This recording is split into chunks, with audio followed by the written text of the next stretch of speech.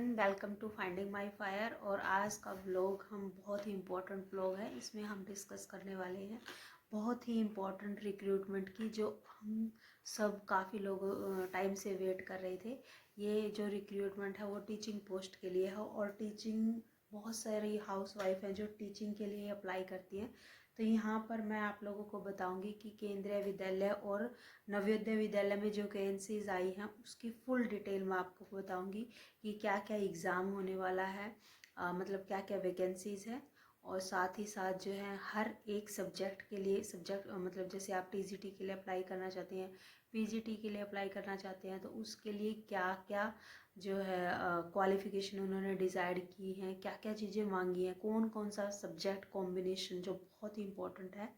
मतलब केवीएस में तो ना बहुत ज़्यादा प्रॉब्लम हुई थी लास्ट ईयर, जब जिन्होंने एग्ज़ाम दिया और बहुत सारे बच्चों का एग्ज़ाम क्रैक हुआ, बट उन्होंने जो है इंटरव्यू तक फेस नहीं करने दिया था। बहुत ज़्यादा प्रॉब्लम हो गई थी सब्जेक्ट कॉम्बिनेशन में और सब्जेक्ट में।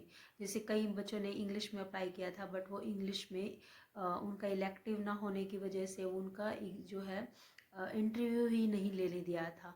तो आप लोग भी जब भी आप इस फॉर्म को फिल करें तो आपको पता होना चाहिए कि मैं कौन कौन से सब्जेक्ट के लिए अप्लाई कर रही हूँ, और कौन सा सब्जेक्ट, मतलब जैसे मेरा डिग्री में कि कौन सा सब्जेक्ट मेन था, कौन सा इलेक्टिव था। ठीक है, तो वो चीज़ें देखकर ही आप फॉर्म फिल कीजिएगा, अदरवाइज़ जो है मेहनत करने का कोई मतलब ही नहीं बनता है।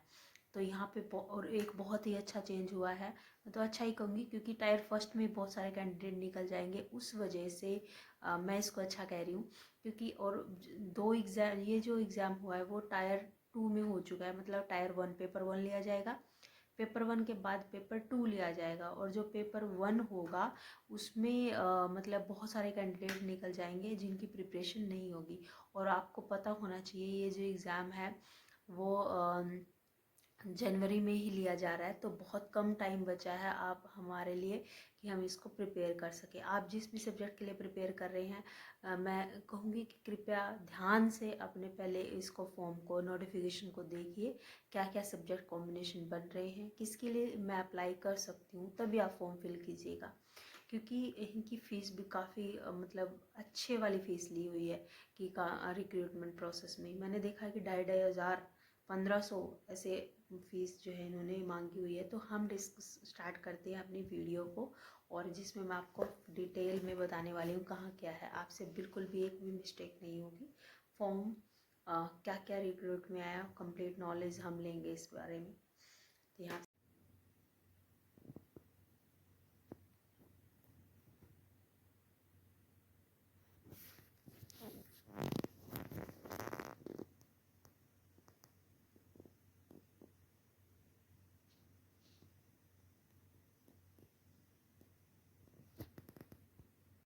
Hello everyone, welcome to finding my fire. और आज का व्लॉग उन सभी हाउसवाइफ के लिए या एस्पिरेंट के लिए रहने वाला है जो बहुत दिनों से वेट कर रहे थे कि हमारा कोई भी टीचिंग एग्ज़ाम आए और हम उसमें अपीयर कर पाएँ और कोई भी सिलेक्शन जो है टीचिंग एग्ज़ाम में ले सके। तो उसी के बारे में ये वीडियो है, और इसमें बताऊंगी मैं आप लोगों को कि किस चीज़ की क्या वैकेंसीज आई हैं। फुल डिटेल वीडियो आपको मिलेगी। इसमें हम बात करने वाले हैं केंद्रीय विद्यालय और नवोदय विद्यालय समिति जो है ये मिल करके कोई एग्ज़ाम कंडक्ट करवाएंगी, और इस एग्ज़ाम में होने वाले हैं टीचिंग और नॉन टीचिंग पोस्ट, दोनों के लिए ये एप्लीकेबल होगा। यहाँ पे हम बात करते हैं, बेसिक से आ जाते हैं कि किस पर क्या क्या वैकेंसीज़ हैं और कौन कौन अप्लाई कर सकता है, और क्या प्रोसीजर रहेगा, क्या पैटर्न रहेगा, और क्या क्या चेंजेस हुए हैं, वो सब डिस्कस करेंगे। तो यहाँ पे हम बात करते हैं यहाँ कि जो हमारा फर्स्ट केवीएस के अंदर असिस्टेंट कमिश्नर की पोस्ट आई है वो क्या है। जनरल के लिए 5 पोस्ट हैं, और ओबीसी के लिए 2 हैं, एससी के लिए 1 है। इस तरह से फर्स्ट जो केवीएस में आई है असिस्टेंट कमिश्नर की देखी जाए तो 5, 2, 7, 8 टोटल वैकेंसीज रहेंगी। फिर असिस्टेंट कमिश्नर एकेडमिक्स में चेक करें तो 6 वैकेंसीज जनरल की, ईडब्ल्यूएस से 1 और ओबीसी की 2, टोटल 9 पोस्ट हैं। और प्रिंसिपल की बात करें तो प्रिंसिपल में केवीएस में जो रहेंगी वो 134 पोस्ट रहेंगी और एनवीएस में रहेगी 93 पोस्ट। ये प्रिंसिपल की है। इसी तरह से वाइस प्रिंसिपल की 31 जर्नल में और 58 टोटल में वैकेंसीज हैं। इसी के साथ ही हम बात करते हैं यहाँ पर कि और क्या पोस्ट रहेंगी और क्या क्या जो है उसमें है। जैसे यहाँ पे अगर हम बात करें पोस्ट ग्रेजुएट टीचर की बात करें तो केवीएस में है, जैसे हिंदी, इंग्लिश, फिजिक्स, केमिस्ट्री सभी के लिए रिक्रूटमेंट है ये। और टोटल पोस्ट भी अच्छी खासी दी हुई हैं। 52 पोस्ट हैं आपकी हिंदी में, और जैसे ये तो जनरल की है, टोटल है 124। इंग्लिश में जैसे 164, फिजिक्स के लिए 213 रहेगी, केमिस्ट्री के लिए 204, मैथमेटिक्स के लिए 80, इसमें ये कम लग रही है मुझे। बायोलॉजी में हमारी 127 है, हिस्ट्री में 75, ज्योग्राफी में 73, इकोनॉमिक्स में 129, कॉमर्स के लिए 96 है और कंप्यूटर साइंस की 176 है। बायोटेक्नोलॉजी के लिए 4, टोटल 1465 वैकेंसीज हैं। ये हमारी पीजीटी में रहेंगी और वो भी केवीएस के अंदर। ठीक है, इसी तरह से जो एनवीएस में रहेंगी वो हमारे यहाँ पर है 222 पोस्ट 403 पोस्ट है टोटल। के चेक करते एक बार कितनी पोस्ट है, अभी देखते हैं। ओके, ये रहा एनवीएस का। और एनवीएस में हमारे पास है Hindi, English, physics, chemistry, math, bio, history सभी में पोस्ट हैं। टोटल हमारे यहाँ वैकेंसी 1513 वैकेंसीज हैं टोटल अगर हम देखें तो। ये हमारी एनवीएस के अंदर है। इसी तरह से post graduate teacher modern Indian language NVS की चेक करें तो इसमें अलग से पोस्ट जो है ये मेंशन की गई हैं।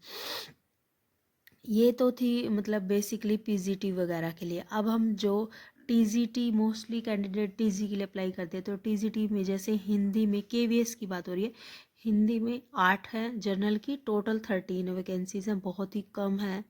इंग्लिश में 314 हैं, संस्कृत के 529 पोस्ट हैं, साइंस और एसएस में 327 है, मैथ में देखें तो 413 है, साइंस में 177 है, फिजिकल और हेल्थ एजुकेशन में 144, आर्ट एजुकेशन में 134, वर्क एक्सपीरियंस ये बीटेक बेस होता है, इसमें 250 वैकेंसीज हैं। स्पेशल एजुकेटर की बात करूँ तो 493, टोटल 2794 पोस्ट है। इसी तरह से लाइब्रेरियन की अगर चेक करनी है तो टोटल 147 पोस्ट है, केवीएस में है ये पोस्ट। ठीक है, अब हम बात करते हैं एनवीएस में कितनी है टीजीटी पोस्ट के लिए।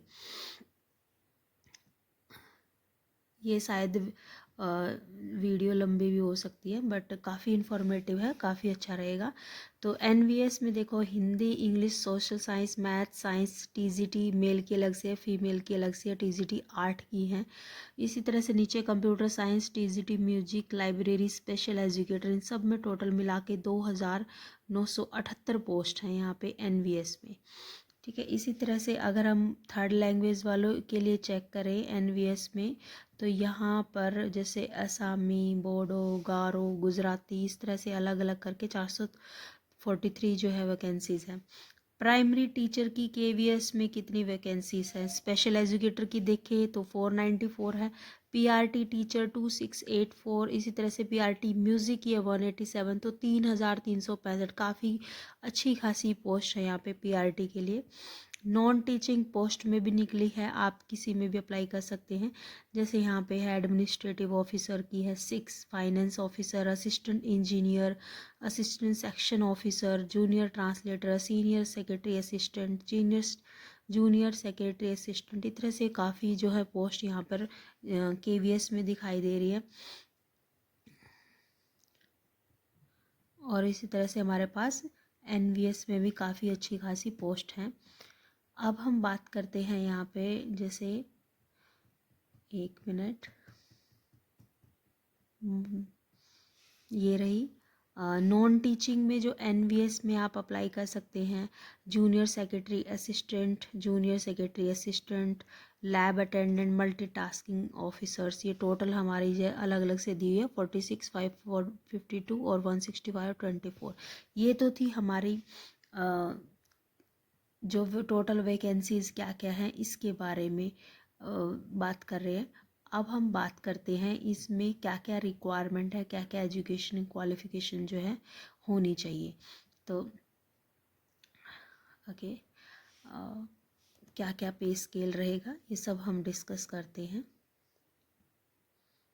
इसमें ना एक्सपीरियंस का कुछ ज़्यादा ही प्रॉब्लम रहता है। जैसे यहाँ पे हमने बात की थी असिस्टेंट कमिश्नर के लिए एनवीएस में, तो यहाँ पे मास्टर डिग्री नहीं होनी चाहिए, बीएड होना चाहिए, वर्क एक्सपीरियंस है, हिंदी इंग्लिश और रेजिडेंशियल स्कूल में वर्किंग एक्सपीरियंस होना चाहिए, रिसर्च वर्क होना चाहिए। ये तो हमारे असिस्टेंट कमिश्नर वगैरह की हो गया। अब हम बात करते हैं सिंपल सीधा पीजीटी और टीजीटी टीचर्स के लिए क्या क्या रिक्वायर्ड है और क्या क्या चीज़ें होनी चाहिए, क्योंकि बेसिकली तो हमारा जो वो होता है वो टीचिंग के लिए ही होता है। तो उसी के बारे में बात करेंगे क्या क्या है क्या नहीं है। जैसे सबसे पहले हम बात करते हैं यहाँ पे केवीएस के लिए। तो केवीएस में कहाँ क्या क्या चाहिए वो देखते हैं। मास्टर डिग्री होनी चाहिए पोस्ट ग्रेजुएट के लिए, चाहे वो केमिस्ट्री हो, सब्जेक्ट ग्रेजुएशन लेवल में सब कुछ जो आपके कंसर्न सब्जेक्ट होने चाहिए, PGT mathematics economy, master degree इसकी इन्होंने इसके लिए मांगी है, और बायो वगैरह में, क्योंकि देखो आपको भी पता है सीटेट में ऐसा जो हमारा पीजीटी उसके लिए तो कोई एग्ज़ाम होता नहीं है, तो ये मास्टर डिग्री प्रेफरेंस देते हैं यहाँ पे। इसमें क्या है डिज़ायरेबल क्वालिफिकेशन है आपकी, टीजीटी के लिए आप किसी कंसर्न सब्जेक्ट में टीचर की तरह पोस्ट पे रह चुके हो, केवीएस में रह सके हो, या फिर एनवीएस में हो आपका कहीं कंप्यूटर एप्लीकेशन आपकी नॉलेज में हो। इस तरह से ये डिज़ायरेबल क्वालिफिकेशन मांगते हैं। साथ ही साथ कंप्यूटर साइंस फिज़िकल एजुकेशन की अगर हम बात करें, इनमें भी हमारा पीजीटी कंप्यूटर साइंस है। देखो जो बीटेक वाले हैं वो भी इसमें अप्लाई कर सकते हैं। एमएससी एमसीए का किया हो 50% मार्क्स से, या एमटेक की हुई हो 50% मार्क्स से, बीएड डिग्री कर रखी हो, ठीक है, लीस्ट 50% मार्क्स से, या एमएड बीएड वगैरह इस तरह से कोई भी आपने पोस्ट कर रखी है तो आप अप्लाई कर सकते हो कंप्यूटर साइंस के लिए। ये एमटेक वालों के लिए काफ़ी अच्छा रहता है ऑप्शन। फिज़िकल एजुकेशन की बात हुई है, मॉडर्न इंडियन हिस्ट्रीज़ की, लैंग्वेज की, एनवीएस में क्या क्या रिक्वायरमेंट है आप आराम से देख सकते हो यहाँ पे। एज लिमिट आपकी 35 साल से ज़्यादा नहीं होनी चाहिए, चाहे आप गर्ल मतलब मेल हो या फीमेल हो, ये आप यहाँ पे कंसर्न रहता है किसी भी पोस्ट के लिए। अब हम बात करते हैं जैसे TGT Hindi English third language या संस्कृत के बारे में। तो इन्होंने कहा है कि study Hindi as an elective या मेन सब्जेक्ट इन एटलीस्ट 3 साल में, या तो इलेक्टिव की फॉर्म में या फिर मेन सब्जेक्ट की फॉर्म में आपने पढ़ी होनी चाहिए हिंदी, 3 साल होनी चाहिए। ऐसे इंग्लिश का है, कोई भी हो सकता है, इलेक्टिव हो मेन हो कोई भी हो सकता है, 3 साल तक पूरा ग्रेजुएशन में आपका रहना चाहिए। थर्ड लैंग्वेज जो भी आप सिलेक्ट कर रहे हो वो भी, संस्कृत जो है वो भी आपका इलेक्टिव या मेन दोनों होना चाहिए 3 साल में, मतलब कोई भी हो सकता है इनमें से। मैथ और साइंस और सोशल साइंस में प्रॉब्लम आती है बच्चों को, क्योंकि इसमें जो है सब्जेक्ट कॉम्बिनेशन का चक्कर रहता है। तो यहाँ पे चेक कर लेते हैं कि क्या क्या सब्जेक्ट कंसर्न जो है इन्होंने मांगा है, और उस चीज़ के अकॉर्डिंग आप फिल कर सकते हो। यहाँ पे देखो, यहाँ पे टीजीटी मैथ की अगर मैं बात करूँ तो मैथ इलेक्टिव या मेन इन एटलीस्ट 3 इयर्स, ठीक है, होना ही होना चाहिए 3 साल तक।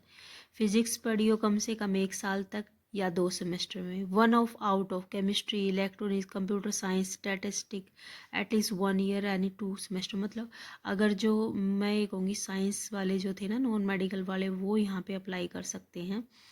बट कंडीशन है कि 3 साल मैथ होना चाहिए उनके पास, 1 साल तक जो हमारी फिजिक्स पढ़ी हो 2 सेमेस्टर कम से कम, और फिर इसमें से इलेक्ट्रॉनिक्स कंप्यूटर साइंस ये 1 साल में होना ही चाहिए। जिस सिस्टम सीबीसी सिस्टम से के अप्लाई कर सकता है वो कॉम्बिनेशन होना चाहिए। बीएससी ऑनर्स की बात करूँ फिजिक्स में केमिस्ट्री में एलिजिबल नहीं होंगे मैथ के लिए, जो बीएससी ऑनर्स करते हैं ना, फिजिक्स से ऑनर्स कर लिया केमिस्ट्री से, वो एलिजिबल नहीं है। ये बहुत इंपॉर्टेंट पॉइंट है यहाँ पे। टीजीटी साइंस की बात करूँ तो देखो इन्होंने सब्जेक्ट मेन सब्जेक्ट होना चाहिए बायोलॉजी या लाइफ साइंस होना चाहिए, बॉटनी होना चाहिए या जूलॉजी होना चाहिए। इसी तरह से सब्सिडरी में chemistry botany chemistry zoology, chemistry body, ये बहुत इंपॉर्टेंट है। ये सब्जेक्ट कॉम्बिनेशन ही नहीं बन पाता, इसकी वजह से बहुत सारे कैंडिडेट जो अप्लाई नहीं कर पाते हैं। तो जब भी आप फॉर्म फिल करें तो आप ये चेक ज़रूर कर लें, क्योंकि अगर आप क्लियर भी कर जाओगे ना तब भी इसका कोई बेनिफिट नहीं होने वाला है अगर कॉम्बिनेशन नहीं बन रहा है। तो ऐसे सोशल साइंस में जो है ये हमारी कंडीशंस होनी चाहिए। सबसे मोस्ट इम्पोर्टेंट क्या है, वर्किंग इन स्कूल का एक्सपीरियंस मांगा हुआ है, साथ में कंप्यूटर एप्लीकेशन की नॉलेज होनी चाहिए, ये भी इनका डिज़ायरेबल है। इसी तरह से कंप्यूटर में भी बात कर रहे हैं,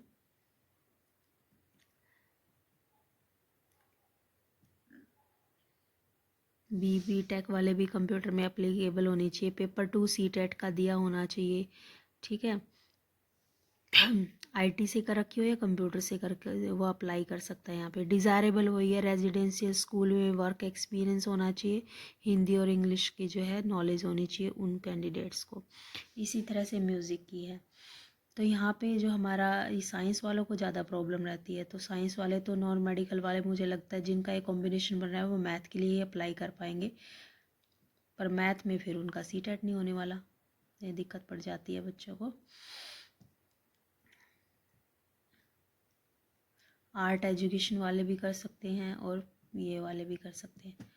ये था हमारा वर्क एक्सपीरियंस, जिन्होंने जैसे बीटेक वाले बहुत सारे कैंडिडेट होंगे उनके लिए इलेक्ट्रिकल इंजीनियरिंग में या इलेक्ट्रॉनिक्स इंजीनियरिंग में, इलेक्ट्रॉनिक्स एंड कम्युनिकेशन में उन्होंने बीटेक की हो, साथ ही साथ बीएड करी हो 50% मार्क्स से, कंप्यूटर नॉलेज की एप्लीकेशन मतलब कंप्यूटर की नॉलेज होनी चाहिए, हिंदी और इंग्लिश में प्रोफिशेंसी होनी, डिज़ायरेबल है कि 1 साल का प्रैक्टिकल नॉलेज हो उनको, किसी वर्कशॉप में, इंस्टीट्यूशन में या फैक्ट्री में कहीं पे भी 1 साल तक काम किया हो, ये डिज़ायरेबल है।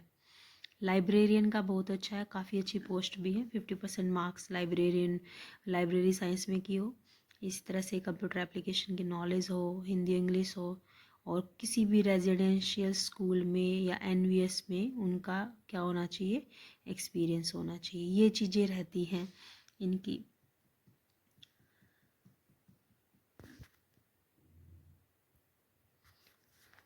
पीआरटी के लिए एक तो एज होती है 30 से अबव वाले अप्लाई नहीं कर सकते हैं। फिर जो है आपका +2 में 50% मार्क्स होने चाहिए, बैचलर डिग्री जो भी आप जिसमें भी आप परफॉर्म कर रहे हैं वो होनी चाहिए, हिंदी इंग्लिश का वर्किंग एक्सपीरियंस हो, candidate having diploma in music वो एप्लीकेबल नहीं होंगे, स्पेशली मेंशन किया है तो आप अप्लाई भी मत करना। नॉलेज ऑफ कंप्यूटर एप्लीकेशन होनी चाहिए, ये तो प्राइमरी टीचर के लिए म्यूज़िक के लिए था।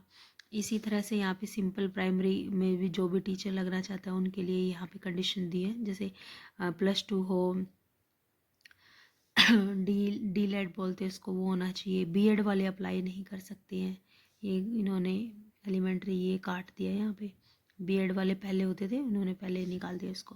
पेपर 1 क्वालिफाई हिंदी इंग्लिश और वर्किंग नॉलेज होनी चाहिए। ट्रेनिंग टू बी अंडरगोन, ये बहुत इम्पोर्टेंट है। डीएड करी है जिसने स्पेशल एजुकेशन में, वो ट्रेनिंग भी होनी चाहिए, स्पेशल एजुकेशन के लिए अलग से मांगा हुआ है।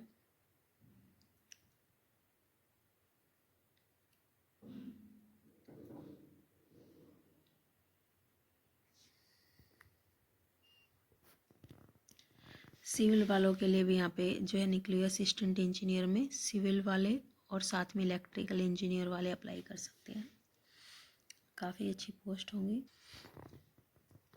देखो मोड ऑफ सिलेक्शन में बात कर रहे हैं ये कि यहाँ पे 2 टायर का एग्ज़ाम होगा इन सभी पोस्ट के लिए, एनवीएस में, केवीएस में, और 2 टायर में लेंगे ये, मतलब पेपर 1 और पेपर 2 होगा। पेपर 2 में डिस्क्रिप्टिव भी है,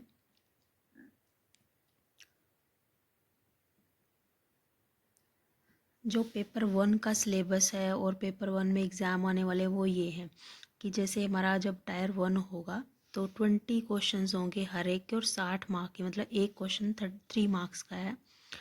और इसमें आएगा आपका रीजनिंग, मैथ जिसको बोलते हैं, और रीजनिंग आएगी, मैथ आएगा, कंप्यूटर लिटरेसी आएगी, जनरल नॉलेज आएगी, इंग्लिश और हिंदी आएगी, ठीक है। अगर मतलब आप हिंदी से देना चाहते हैं, देखो इंग्लिश और हिंदी के 10-10 क्वेश्चन होंगे, 30-30 मार्क्स के ये हैं। इसी तरह से बाकी सब का पोर्शन जो है 20-20 मार्क्स का और 60, टोटल 300 का ये पेपर होने वाला है। ये रहेगा। और उसके बाद जो है अगर हम मल्टीटास्किंग स्टाफ एनवीएस में बात करें तो हमारा पेपर पैटर्न ये रहेगा। और उसमें सिंपल वही general awareness, computer language competition, मतलब इंग्लिश और हिंदी आने वाली है। 300 का ही होगा ये भी, यहाँ पे आप देख सकते हैं। ये टायर 1 का सिलेबस है, मतलब पेपर का पैटर्न है टायर 1, और जो इसमें सिलेक्ट होगा वो फिर टायर 2 के लिए जाएगा।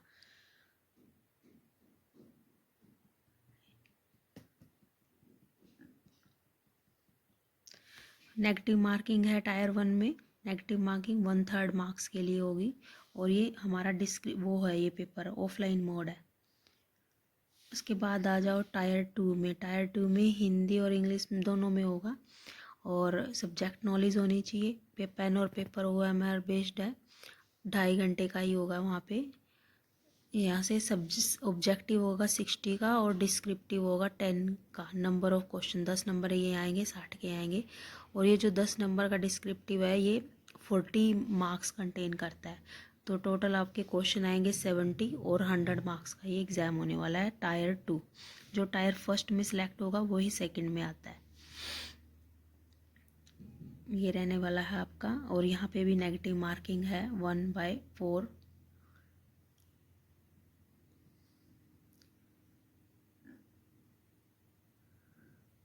स्टेनो के लिए अलग से फिर उनका स्किल टेस्ट होने वाले हैं।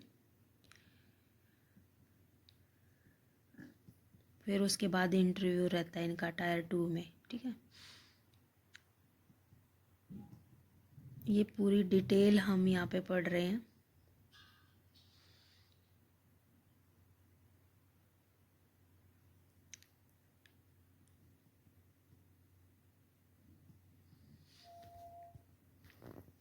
ये सब था कि पेपर पैटर्न क्या रहने वाला है, कौन कौन से अप्लीकेबल हैं, क्या क्या वैकेंसीज़ हैं, कौन कौन से सब्जेक्ट कॉम्बिनेशन है, वो सब हम कर चुके हैं। अब हम बात करते हैं अप्लाई कैसे करना है। तो आपको अप्लाई करने के लिए आप इस वेबसाइट पर, कोई भी इन वेबसाइट में जा सकते हैं, या तो मैं कहूँगी फ्री जॉब अलर्ट पे अप्लाई, जो भी KVS की वैकेंसीज़ आई उनमें क्लिक कीजिए, और नीचे जो आपको ऑप्शन मिल जाएगा कि आप अप्लाई कर सकते हैं, तो अप्लाई ऑनलाइन का, और वहाँ से आप इसको अप्लाई कर सकते हैं। जो भी आप, और आपको बता दूं कि एग्ज़ाम जो है बहुत ही जल्दी होने वाला है, बहुत जल्दी। मीन्स फर्स्ट जो एग्ज़ाम होगा वो तो जनवरी में ही है। यहाँ पे आप बात करते हैं कि फ़ीस क्या क्या होने वाली है। असिस्टेंट कमिश्नर के लिए अलग से फ़ीस है, प्रिंसिपल के लिए अलग से। आप देख ही रहे हैं कितनी कितनी फ़ीस जो है वो डिमांड की गई है। जैसे आप TGT के लिए अप्लाई करोगे तो 1500 रुपये, ठीक है। प्रोसेसिंग फ़ीस 500 रुपये, लाइब्रेरियन के लिए भी 1500 और 500 है। इस तरह से इन्होंने यहाँ पे फ़ीस जो है दी हुई है। आप चेक कर सकते हो आपके लिए कितनी फ़ीस है, और यहाँ से आप पता कर पाएंगे। ये इम्पोर्टेंट डेट्स हैं आपकी, रजिस्ट्रेशन कब हो रही है, क्लोज़ कब होगी। 4 दिसंबर तक ही है ये, उसके बाद कोई एग्ज़ाम नहीं, मतलब आप फॉर्म फिल नहीं कर पाएंगे। फ़ीस डिपॉजिट कर सकते हैं ओनली 14 नवंबर तक से लेकर के 4 दिसंबर तक, वही डेट है। और उसके बाद आपका टायर 1 और टायर 2। और मैं आपको बता दूं कि टायर 1 की जो है वो डेट आ चुकी है, वो कि जनवरी 10 जनवरी को आई थिंक इसका एग्ज़ाम है। वहाँ पे आप इसको कर सकते हो।